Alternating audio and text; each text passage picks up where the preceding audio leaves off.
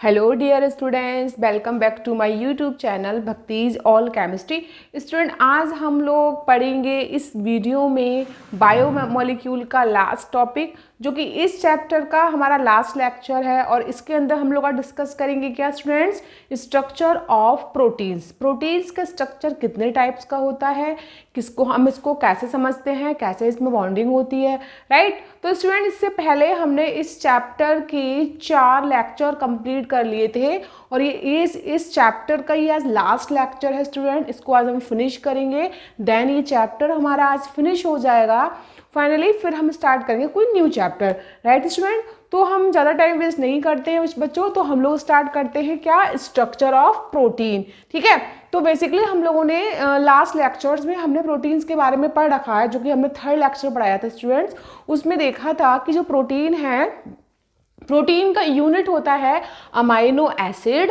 कई सारे amino acid मिलकर क्या बनाते हैं, एक लंबी चेन बनाते हैं, इसको हम बोलते हैं पॉलीपेप्टाइड। और पॉलीपेप्टाइड ही मिलकर क्या बनाता है, आपका एक प्रोटीन का मॉलिक्यूल, राइट स्टूडेंट्स। तो बात ये आती है कि अगर जो पॉलीपेप्टाइड चेन है उसके पास मोर देन 100 अमाइनो एसिड्स होंगे, तभी वो प्रोटीन का मॉलिक्यूल बनाएगी।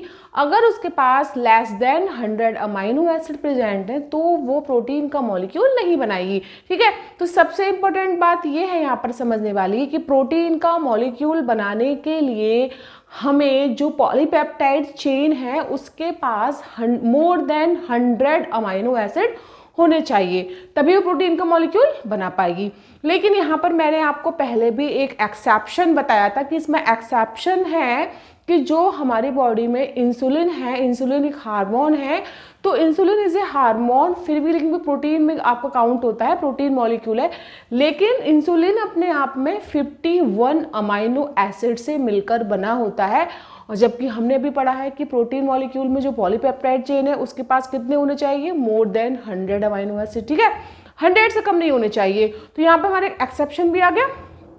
सबसे पहले स्ट्रक्चर ऑफ प्रोटीन को पढ़ने से पहले हम लोग समझेंगे कि अगर किसी पॉलीपेप्टाइड चेन के पास मोर देन 100 अमाइनो एसिड है और उसका मोर देन 10,000 AMU मास है, तभी वो प्रोटीन मॉलिक्यूल की फॉर्मेशन करेगी। तो यहाँ पे हम लिखते हैं कि वही आपका ए पॉलीपेप्टाइड, मतलब जो भी पॉलीपेप्टाइड चेन होगी आपकी, है ना, उसके पास क्या होंगे बेटा, a polypeptide chain with more than 100 amino acid.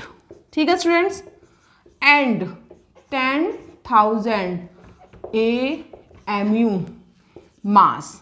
ठीक है, फिर उसके पास, उस चेन के पास में मोर देन 100 अमाइनो एसिड होंगे और उसका जो मास होगा वो कितना होगा, 10,000 एटॉमिक मास यूनिट, तभी वो क्या बनाएगी, आपका एक प्रोटीन का मॉलिक्यूल। तो ये एक बात होगी बेटा प्रोटीन के बारे में। ठीक है, तो हम कह सकते हैं 10 AMU मास इज कॉल्ड, क्या जाना जाता है बेटा, वो आपका प्रोटीन। तो बेसिकली हमने प्रोटीन की डेफिनेशन देख ली भाई, एक ऐसी पॉलीपेप्टाइड चेन जिसके पास मोर देन 100 अमाइनो एसिड है और जिसका मास 10,000 AMU से ज़्यादा है, वो हमारा अपने आप में क्या है, एक प्रोटीन। ठीक है, अब बेटा इसमें नोट करके एक्सेप्शन भी आता है क्या, insulin is also a protein, है ना, insulin is also a protein, what it have 51 amino acid, right बच्चों। तो ये इसका हमारा एक्सेप्शन हो गया एक, क्लियर। तो ये एक बात हो गई प्रोटीन के बारे में।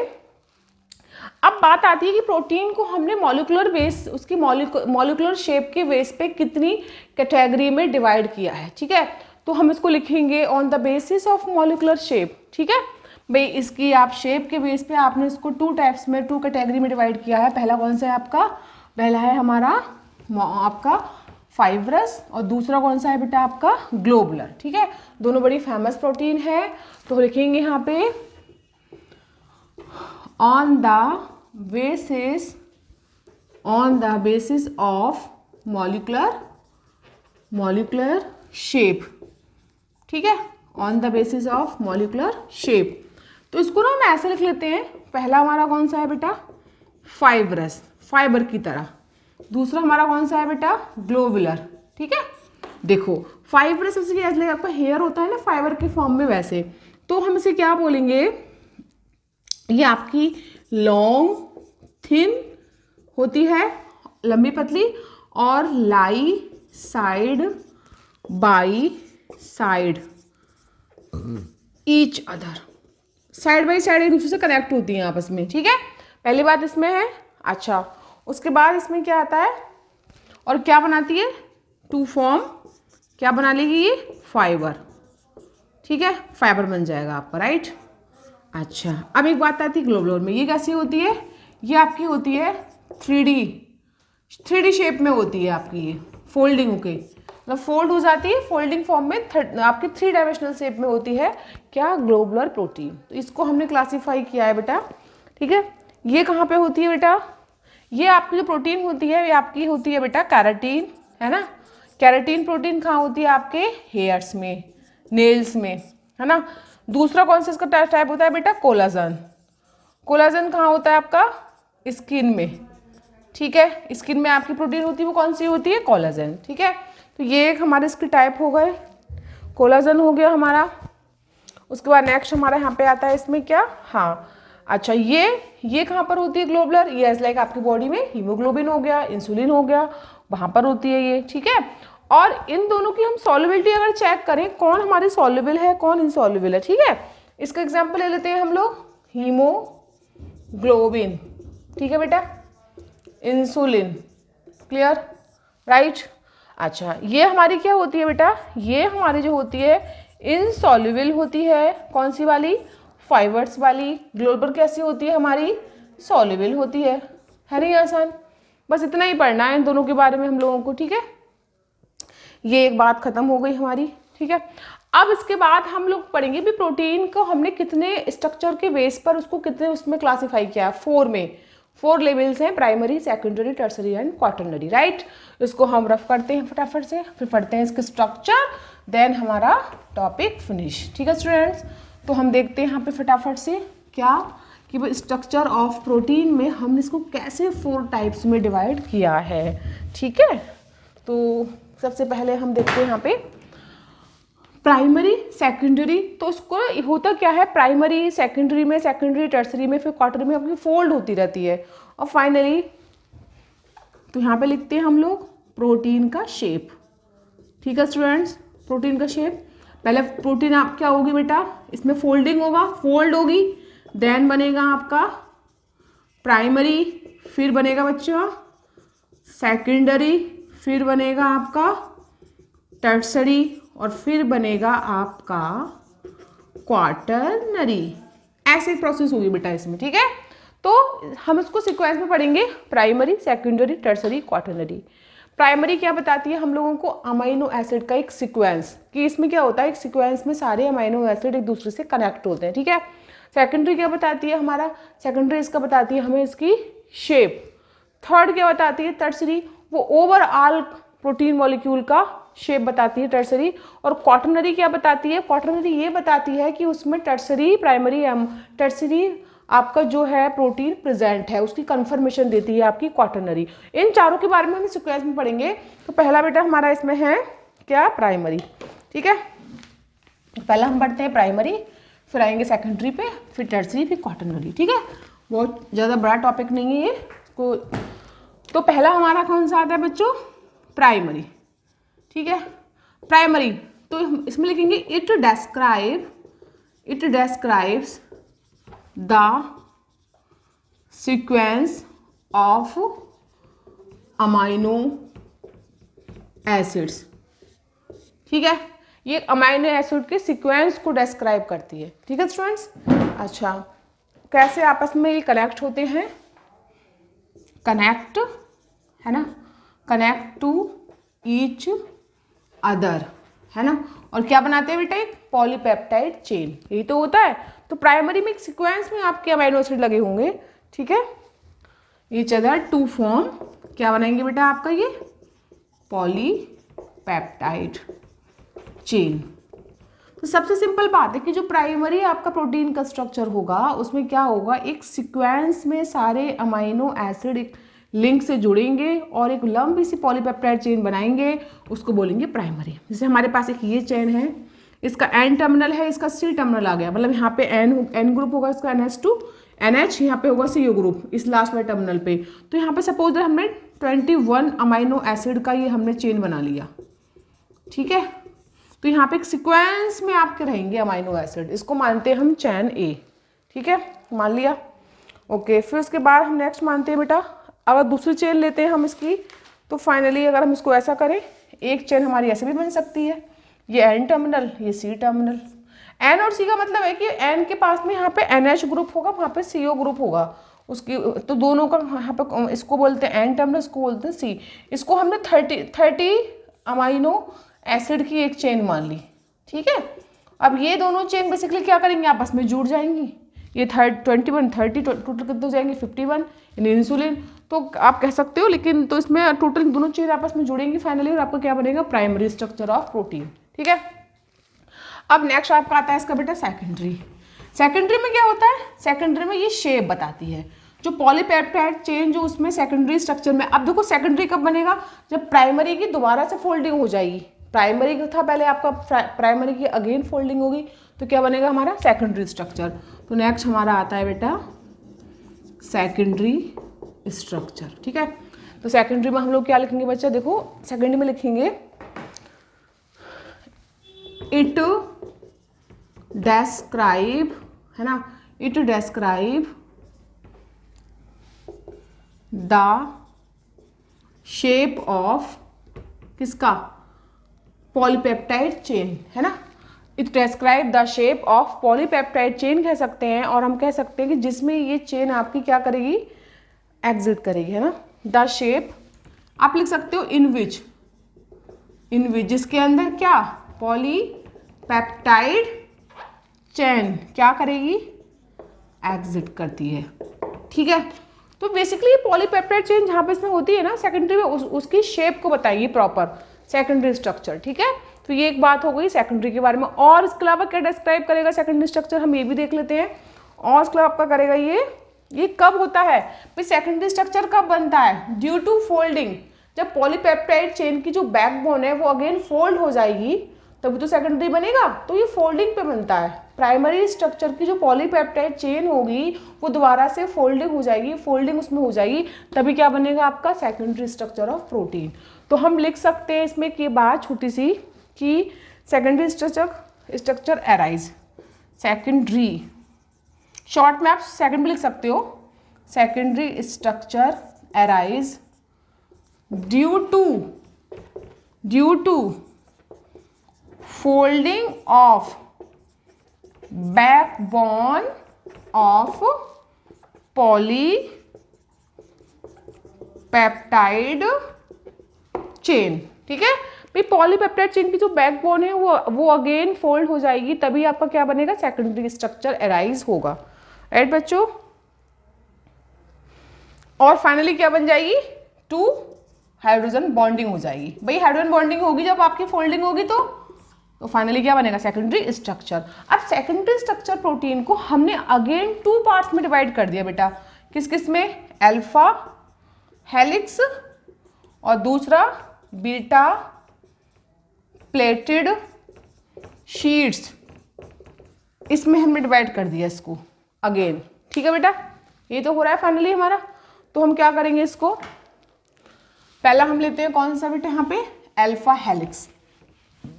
तो बेटा अल्फा हेलिक्स जो है ना वो एक ना कॉइल, मतलब जैसे कि आप नॉर्मली हम इसको ऐसे करके ना कोई चीज़ हमारी आपकी कॉइल हो जाती है, मतलब से बोलते हैं ना इस टाइप से, हम इसको कॉइल के फॉर्म में ऐसे ऐसे, ठीक है।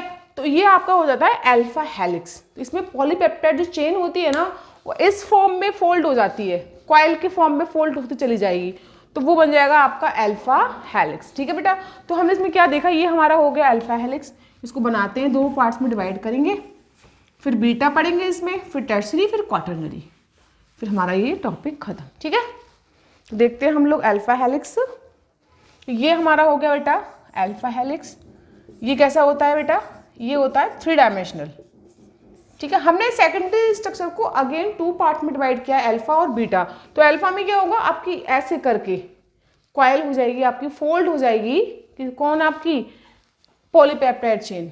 और बीटा में, इसमें बीटा में क्या होगा, इसमें एक शीट बनेगी ऐसे करके आपकी, ये बेटा 2 डायमेंशनल होगी। इतना ही पढ़ना है हमें, ज़्यादा इसको डेप्थ में नहीं पढ़ना है। एनसीईआरटी में वैसे दे रखा है ये 2D है, ये 3D है, ये कॉइल फॉर्म होती है, ये आपकी शीट के फॉर्म में होती है।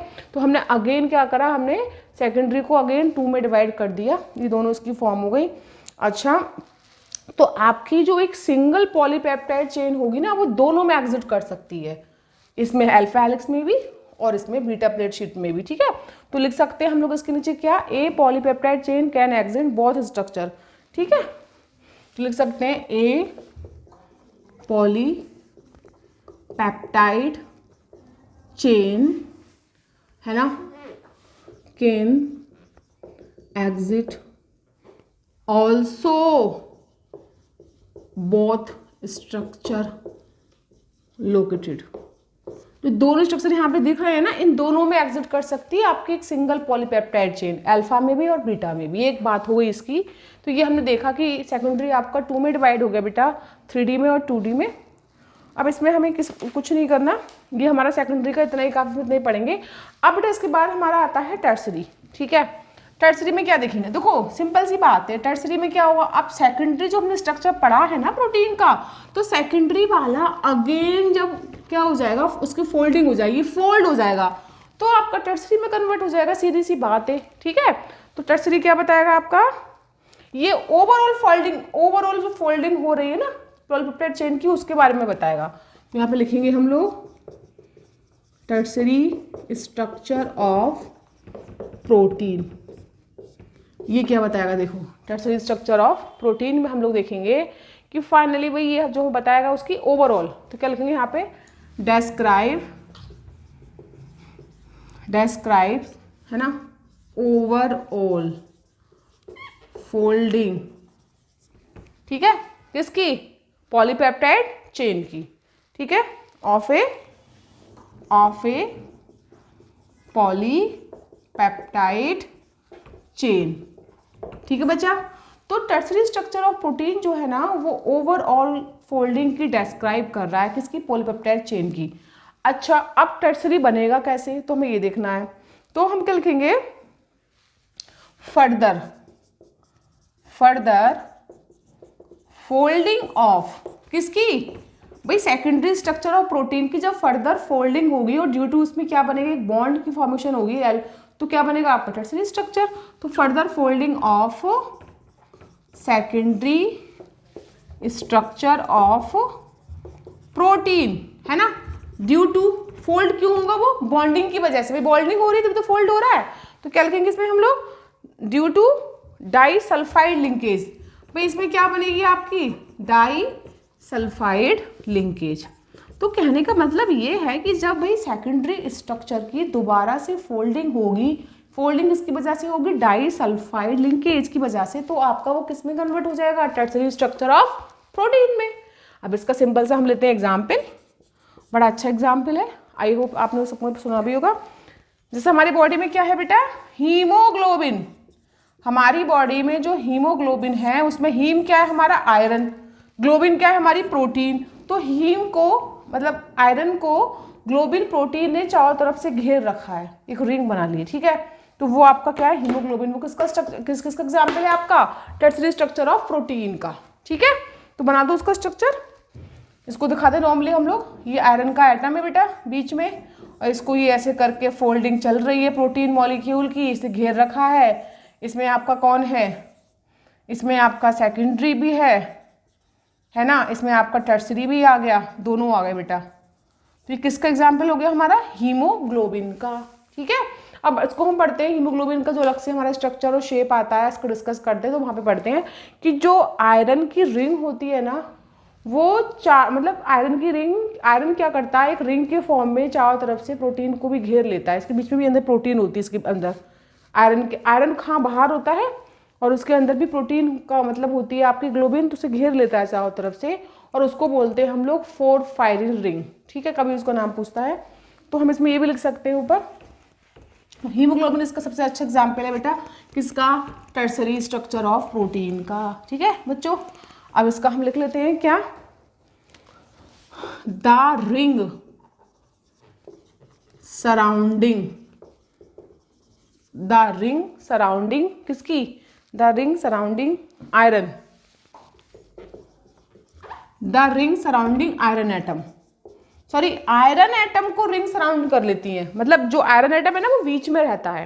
भाई आयरन का एटम बीच में है और उसके बाहर उसको सराउंडिंग में चारों तरफ कौन है? सेकेंडरी प्रोटीन, टर्सरी प्रोटीन, मतलब आयरन को घेर लिया है उसने। ठीक है, तो the ring surrounding iron atom. ठीक है, तो उस रिंग को हम क्या बोलते हैं? जो आयरन के एटम को जिसने चारों तरफ से घेर रखा है, उसे मतलब बांध लिया है, बाउंड कर लिया है, उस रिंग को बोलते हैं बेटा फोर फायरिंग रिंग। ठीक है, एटम इज कॉल्ड, भाई सीधी सी बात है, जो रिंग इसको आयरन एटम को चारों तरफ से लपेटे हुई है उसे क्या बोलते हैं हम लोग? Is called porphyrin ring. ठीक है, ये बहुत आता है क्वेश्चन यहाँ पे कभी कभी, फोर फायरिन रिंग बोलते हैं इसको बेटा हम। ठीक है, ये हमारा एक बात हो गई। ठीक है, अच्छा फिर हम इसमें एक बात और लिख सकते हैं कि भाई सेकेंडरी स्ट्रक्चर अगर आपका बाउंड होगा तभी तो टर्सरी बनेगा, है ना? अगर सेकेंडरी अगेन बाउंड नहीं होगा, फोल्डिंग नहीं होगी तो आपको नहीं बनेगा टर्सरी स्ट्रक्चर। तो वो भी इसमें एक बात हम मेंशन कर सकते हैं। ये तो बात इसकी हो गई हीमोग्लोबिन की, कि भाई इसमें जो आपका आयरन एटम है उसके चारों तरफ सेकेंडरी टर्सरी प्रोटीन होता है, तो उस चारों तरफ जो आपका रिंग बन रहा है उसको हम क्या बोलेंगे? Porphyrin ring. ठीक है, अब इसमें हम एक बात क्या लिख सकते हैं? Protein, the secondary structure of protein is bounded. भाई आप सेकेंडरी स्ट्रक्चर को जब बाउंड करोगे तभी तो आपको टर्सरी मिलेगा, तो आप क्या लिखोगे? The secondary structure of protein bounded, और इट क्या? It given tertiary structure of protein. सीधी सी बात है भाई, सेकेंडरी स्ट्रक्चर ऑफ प्रोटीन जब बाउंड हो जाएगा दोबारा से तो हमें क्या देगा? It given tertiary structure of protein. बस यही बात हमें यहाँ पे एक समझनी थी। ठीक है, तो ये एक बात खत्म हो गई हमारी टर्सरी स्ट्रक्चर के बारे में। ठीक है, अब इसके बाद हमारा आता है इसका लास्ट जो टाइप है क्वाटरनरी स्ट्रक्चर। ठीक है, हमने इसका एग्जाम्पल पढ़ लिया हीमोग्लोबिन, देन हमारा सारे इसके फिनिश हो जाएंगे। ठीक है बेटा, तो लास्ट हमारा है क्वाटरनरी स्ट्रक्चर। ठीक है बच्चा, तो बस फिर हमारा ये टॉपिक खत्म हो जाएगा। ठीक है, तो नेक्स्ट हमारा है क्वाटरनरी स्ट्रक्चर ऑफ प्रोटीन। ठीक है, क्वाटरनरी में क्या होगा? जब टर्सरी स्ट्रक्चर अगेन आपका फोल्ड होगा स्टूडेंट। ठीक है, तो आप लिख सकते हैं ऑन ज्वाइनिंग ऑफ मल्टीपल मतलब जब मल्टीपल फोल्डिंग होगी बहुत ज्यादा। ठीक है, on joining of multiple tertiary structure, जब टर्सरी स्ट्रक्चर मल्टीपल जो भी आपने टर्सरी तक पढ़ लिया, जब टर्सरी स्ट्रक्चर में मल्टीपल ज्वाइनिंग दोबारा से होने लगेगी, कई बार होगी, तो क्या बनेगा आपको? Quaternary structure. ठीक है, the on joining of multiple tertiary structure, तो हमें क्या मिलता है? We get quaternary structure of protein, that's all. ठीक है बेटा, कहानी खत्म हो गई। चलो बना देते हैं ऐसे, ये हो गई ज्वाइनिंग, इसमें एक बार ये हो गई, ये ऐसे हो गई, ऐसे हो गई, तो ये इस टाइप से क्या बन जाएगा हमारा? Quaternary structure of protein. ठीक है, अच्छा इसमें एक बात और लिखनी है, देखो क्वाटरनरी स्ट्रक्चर हमें ना कंफर्मेशन भी करता है कि इसके अंदर टर्सरी स्ट्रक्चर प्रेजेंट है। भाई जब टर्सरी स्ट्रक्चर में आपकी मल्टीपल ज्वाइनिंग होगी तभी तो क्वाटरनरी बनेगा, तो इसका मतलब क्या कि क्वाटरनरी स्ट्रक्चर से हमें क्या कंफर्म करता है कि इसके अंदर कौन सा प्रेजेंट होगा? Tertiary structure. तो आप लिख सकते हो यहाँ पे क्वाटरनरी स्ट्रक्चर, है ना? क्या करता है? हम लोगों को कंफर्म करता है, is like confirmation, is like confirmation. ठीक है, किसका? टर्सरी स्ट्रक्चर ऑफ प्रोटीन का, ऑफ टर्सरी स्ट्रक्चर। ठीक है बेटा, of tertiary structure, that's all. अब हम थोड़े एग्जाम्पल देख लेते हैं बेटा, है ना। क्या है इसका एग्जाम्पल देख लेते हैं। बस आपका देखो ह्यूमन इंसुलिन है, वो हेक्सामर है आपका। बात करें अगर हम एग्जाम्पल लेते हैं, ह्यूमन इंसुलिन इज हेक्सामर। ये हेक्सामर क्यों है बेटा, इसको ना 6 इसको मतलब इंसुलिन को ना 6 प्रोटीन के मॉलिक्यूल ने इसको बाउंड कर रखा है 20 सेंटर एटम के लिए, तो वो आपका इंसुलिन हो गया, ठीक है। अच्छा दूसरा क्या है आपका हीमोग्लोबिन। हीमोग्लोबिन कैसा होता है ये पता होना चाहिए हम लोगों को। Haemoglobin is a tetramer. भाई ये टेट्रामर है बेटा, क्योंकि इसको क्या हीमोग्लोबिन में क्या करा है, हीमोग्लोबिन में 4 प्रोटीन के मॉलिक्यूल मतलब primary, secondary, tertiary, quaternary 4 type से फोल्डिंग हो रखी है एक आयरन के को, मतलब उसने बाउंड कर लिया है, तो हमारा कैसा हो गया टेट्रामर, ठीक है। तो फाइनली ये एक बात हो गई हमारा क्वाटरनरी के अंदर हमने ये पढ़ लिए दोनों। अब इसमें एक छोटा सा टॉपिक आता है सब यूनिट। कभी कभी ना जब हम प्रोटीन का जब स्ट्रक्चर पढ़ते हैं ना तो उसमें पूछ देता है बेटा सब यूनिट क्या होता है, तो सब यूनिट्स भी देख लेते हैं हम लोग। सब यूनिट का मतलब होता है कि जब वो आपका प्रोटीन का मॉलिक्यूल 2 और 2 से ज़्यादा पॉलीपेप्टाइड चेन से मिलकर बनता है, तो जो पॉलीपेप्टाइड चेन मिलकर 2 लेकिन 2 या 2 से ज़्यादा होनी चाहिए, तो जो क्या बनाती हैं प्रोटीन का मॉलिक्यूल बनाती हैं, तो उन्हीं चेन के लिए हम कह देते हैं बेटा सब यूनिट्स, ठीक है। तो इसकी हम डेफिनेशन शॉर्ट में लिख सकते हैं कि कुछ प्रोटीन जो होती है ना वो 2 से ज़्यादा, वैसे बेसिकली 2 तो होती हैं आपकी पॉलीपेप्टाइड चेन एक प्रोटीन मॉलिक्यूल में, लेकिन कुछ प्रोटीन्स ऐसे भी होते हैं जिसमें 2 से ज़्यादा पॉलीपेप्टाइड चेन होती हैं। तो हम लिखेंगे यहाँ पे सम प्रोटीन कंपोज्ड 2 और more than 2 पॉलीपेप्टाइड चेन्स। मतलब कुछ प्रोटीन्स कंपोज मिलकर बनी होती हैं, कंपोज होती हैं किससे 2 और 2 से ज़्यादा पॉलीपेप्टाइड चेन से, तो उसी को हम क्या बोलते हैं बेटा कॉल्ड, किस नाम से जानी जाती है वो कॉल्ड सब यूनिट्स, राइट बच्चा, यहाँ पर देखो सब यूनिट्स, ठीक है। अब उसके बाद इसमें एक लास्ट टॉपिक हमारा क्या आता है बेटा, हाँ अब सब यूनिट्स हो गया। चलो अब आता है, अब इन्हीं सब यूनिट्स का हम लोगों ने भी पढ़ा है क्वाटरनरी स्ट्रक्चर ऑफ प्रोटीन, तो ये तो हमने पढ़ लिया कि सब यूनिट्स मतलब सब यूनिट्स ये होती हैं।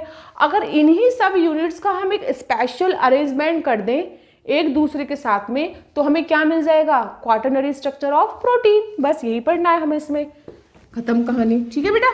तो क्या लिखे हम लोग the spatial arrangement of subunits, the spatial arrangement of subunit है ना with each other, है ना। जब आपस में सब यूनिट्स का एक दूसरे के साथ एक स्पेशल अरेंजमेंट हो जाएगा तो बेटा हमें क्या मिलेगा, इज कॉल्ड